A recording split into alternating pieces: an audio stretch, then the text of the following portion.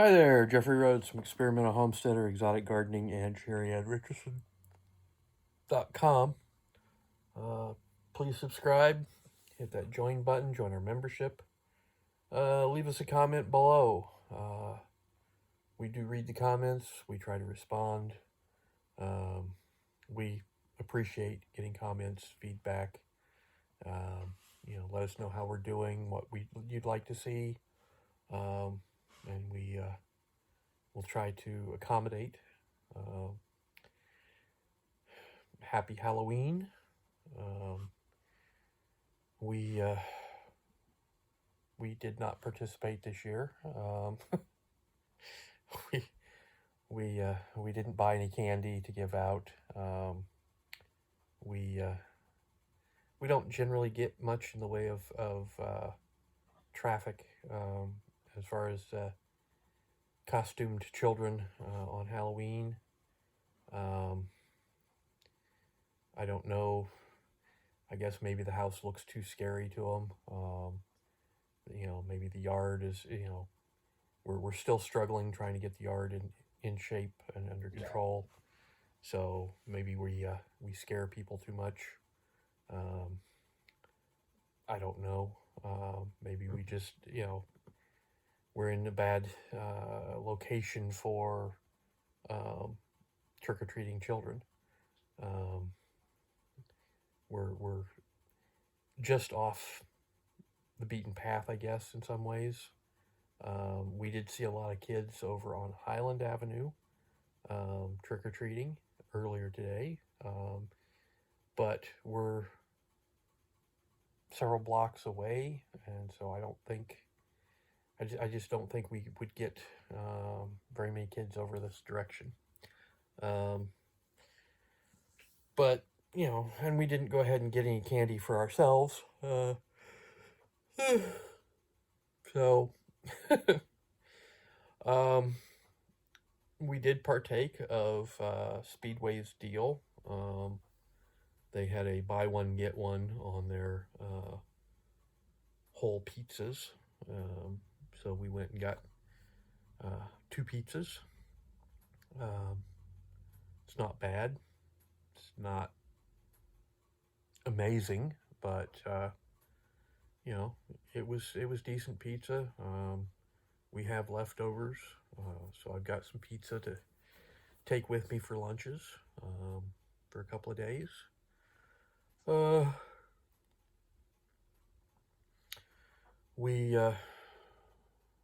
We've been watching Justin Rhoades' Abundance Plus channel on YouTube. Actually, on the big television. I've pulled it up on there, and we've been watching it. We've been watching. He's doing a 100 days to a new homestead program. He's on. I think he's on day 13. We are currently on. I think we're ready to start day 6 of his program. They're working on clearing. They've got 18-acre parcel that they are working to clear some of and build a new house, new homestead, while continuing to work the current homestead. But they're creating a legacy homestead for their children, and it's been interesting. We're trying to get some ideas as to some of the things that maybe we can do to improve our homestead here. We've got a lot of projects that we have that we are working on. Some of them we're in the middle of. Some of them are things that we want to do. We have some ideas as to where we want to be with the homestead, but we aren't there. We're here, and we want to be over here, and there's a lot to do in between. Um, there's a number of things that we're still trying to get taken care of before cold weather sets in. We've got some plants out front in the ground that need to be mulched over. I need to work on those, getting them covered up before the really cold weather hits.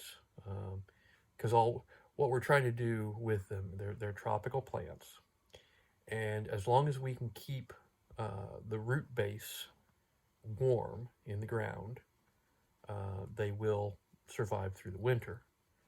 So the objective is to create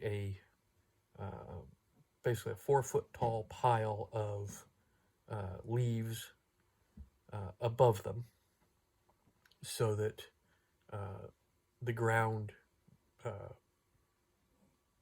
retains its heat through the winter. In the past, I've just, basically made a big mound of leaves over them. But we're thinking this year we want to try to contain the pile a little better. We have some homemade tomato cage fencing. It's basically kind of like they're fiberglass fence posts with like hog panel attached to them. And what I can do is drive the fence posts into the ground. I have the hog panels to hold the leaves in place better, and I can I can put them in, drive the fence posts in, have the panels, pile my leaves into a contained area, and keep the leaves from just blowing away. At least that's the idea behind it, the attempt this year. And this way we don't have to create quite as big of an area of leaves. This is also out in the front yard rather than in the side yard where it was in the past. A couple of years ago, it was in the side yard. We transplanted the banana and the palm tree a couple of years ago, I think. I think it was 2 years ago. Last year, I did not do anything to protect them out front, really. And they came back, but they really struggled to get growing this year. So I'm really wanting to try and protect them better this year and give them a better shot for next year. Hopefully they'll start the growing process a little sooner, be able to get bigger than they were this year, and actually be in better position next year going into the winter. So I was just amazed that they did survive last year. So they are getting hardier, more resilient, more durable. But I need to do something this year to help them along better. That's one of the projects still in the work. I need to get my leaves raked up for that. We've had some rain the last couple of days, so the leaves are wet currently. So I've got to hope that we get a couple of days to allow them to dry back out again, so I can rake them up and create this pile of dry leaves rather than wet. I also need to find a little bit of plastic, because normally you when you're doing this, you cut them off about 6 inches up from the ground. You put a layer of about maybe a foot deep. You put a piece of plastic basically covering the area of the plant, and then you pile the rest of your 4-foot pile on top of that. The plastic is to help keep some of the moisture from getting to the plant, so they don't get too much wet through the winter, as in directly above them. It'll soak in around rather than directly above them. So, plastic isn't hard to come by, so that's a fairly easy piece of the puzzle. But I've got a lot of wood still to cut and stack and try and get ready for this winter. I've got a lot that is cut that needs to be split and stacked to season for next year. I can't use it this year, but I've got a lot of it already cut and ready to be split. So next year will be great. I've got a lot to get started for next year. I just don't have as much for this year, and some of it, it's cut. It just needs to be split. It's larger pieces that I haven't been able to deal with in the past because I haven't had a large splitter. We have borrowed a larger, more powerful splitter, so now it's a matter of getting the pieces or getting the splitter to the pieces so that I can get them split, stacked, and usable.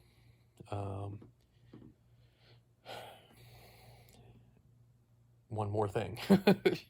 I've got a pasture. I've got fencing for the pasture that I need to get up before it gets much colder, before the ground freezes. When I was trying to run the fencing before, the ground was so hard, so dry, that I was having difficulties trying to run fence posts. We've had some rain. Hopefully the ground has soaked some of that up and possibly softened up just a little bit, and maybe I can get my fence posts driven and get this section of fencing run so that we actually have a secure pasture area for the goats and the chickens, because we had some tree limbs come down, we had some fence damage. The goats have been able to get over the fencing in a couple of areas, which gets them into areas where the fencing has not been secure for a while, and so they've been able to get out of the fencing onto the property where we really don't want them. I don't know that they would really wander that far at the moment. I think they know where their food is, but we don't want them to possibly wander off. We don't want them to get out in the road. We want them to stay, safe and secure on the property where we want them. So I've got to work on this fencing, get it up. Basically, part of it is I've taken the fence down from a different area, and I'm running it along a fence line that has been damaged. So I'm just basically re-securing that line of fencing. And it shouldn't be hard. It shouldn't take that much to do it, other than the ground was so hard and dry, and I just could not get those fence posts to go into the ground. I was using T-posts with a fence post driver, and they just weren't going anywhere. I tried using a sledgehammer also, and just was getting no movement on those T-posts. So I'm hoping with a little bit of rain that I can get out there, run some fence posts, get that fencing up, get the area secured. We can get the goats out for a little while before it gets too cold. Let them eat some grass, let them run around. We need to get the goats. We've got 2 female goats. When we put them in a stall together, the older goat is bullying the younger one, and they just don't have enough room in the stall for the younger one to be able to get away from the older one. There's just not enough room. Putting them out in a pasture, the younger one will be able to run away, and they'll be able to, work out the, aggressions through distance. The younger one, I think, is faster and will be able to get away, and the older one will just eventually get tired of attempting to, and they'll eventually settle down and be okay together. Then we can put them into the stall together, and hopefully everything will be fine. That's the objective. I'm hoping that it works that way. But the first thing is getting the fence post driven so I can get the fence secured so we can let them out, and see what happens from there. And I had help getting the fencing down and repositioned. Then we ran out of time, especially since I was having problems with the fence posts, and I haven't been able to get back out there. I'm hoping, maybe this next weekend I'll be able to work on that project. Through the week, this week, I'm trying to get a few other things taken care of. The chicken tractor, I still need to move, get set up on some blocks and tarped, to make it, to keep it dry and safe for next spring. It's in good shape. It's the wood was new. We just don't want it to basically sit on the ground and through the winter and just start the deterioration process, or allow the deterioration to progress faster, because we want this to last for a while. I put a lot of effort into building it, and I don't want it to, just only be one season and done. We want it to last several years, so we want to get it up off the ground, cover it over so it's not being, battered by the weather. And but I need to.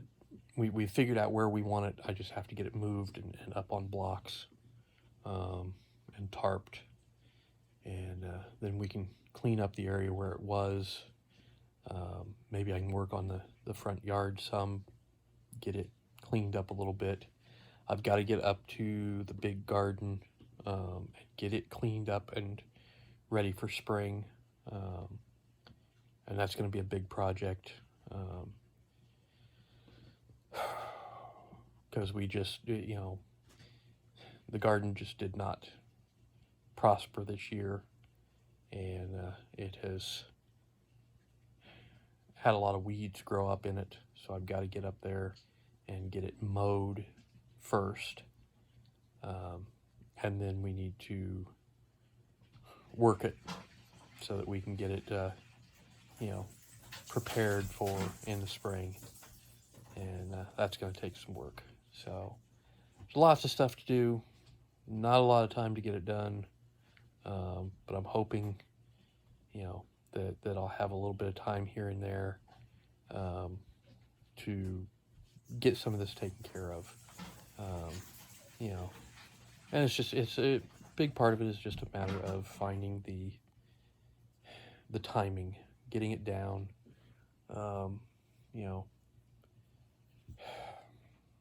this has been the problem.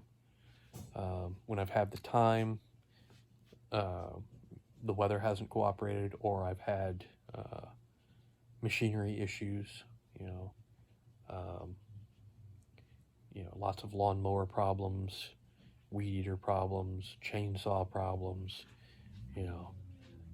So getting the time, the weather, and the equipment all to come together has been difficult.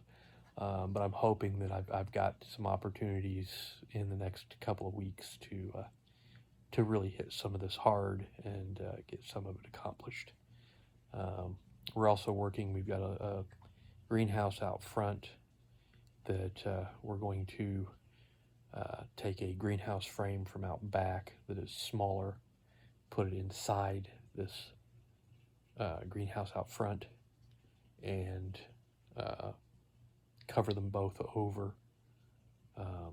Make sure that the one is secured, and cover the other one inside, so that we have a microclimate inside the small one to make it easier to start some seeds early in the season this winter, so that we can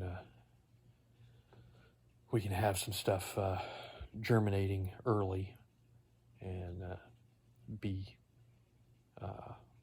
get a jump on this spring's planting. So we're trying to get it where we don't have to put a heater out there to heat the greenhouse in order to be able to germinate the plants.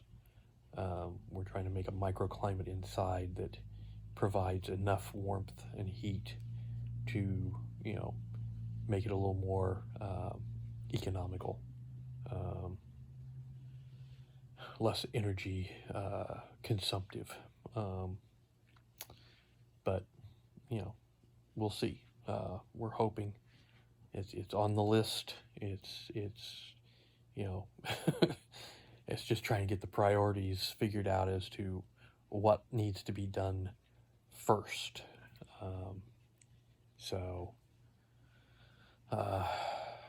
And some of it is just getting, like I said, getting the timing between the weather and the equipment, But anyways, I think that's going to do it for tonight. So once again, please subscribe. Give us thumbs up, thumbs down, comments below. We will see everybody tomorrow. Stay safe out there.